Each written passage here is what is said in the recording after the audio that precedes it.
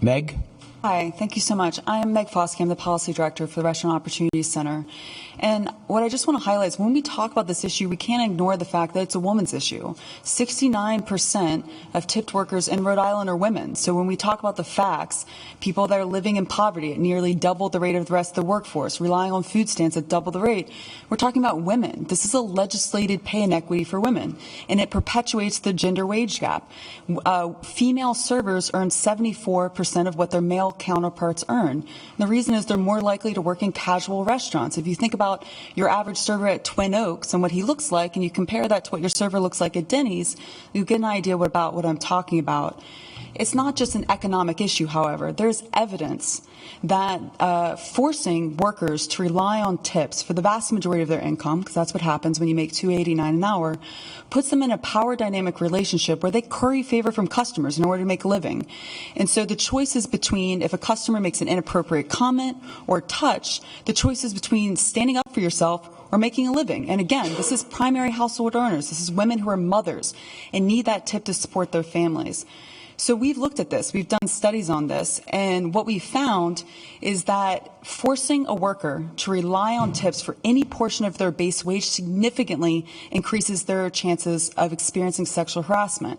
And it should be known that the restaurant industry is the single largest source of sexual harassment claims in the United States. About 7% of the female workforce works in restaurants.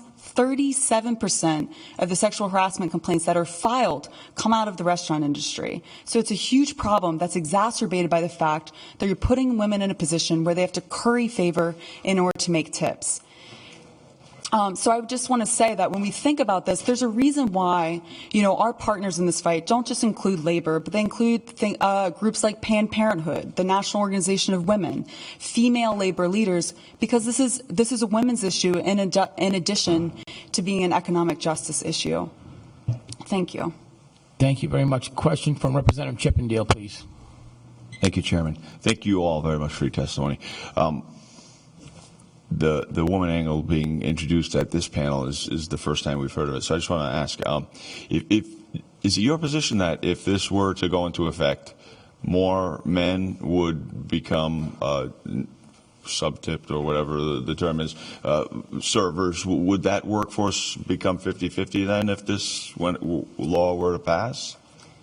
Are you saying would people hire men instead of women if they had to pay them the full minimum wage? You seem to focus on the point that it's unfair against women. So and that the industry is made up of mostly women, or that part of the industry. So are you saying if this were changed through this law, do you feel that would no longer be a woman's only issue? It would then have just as many men in the same position? So the gender, for example, if we look at the states where there is no sub-minimum wage, the gender wage gap is reduced by about half.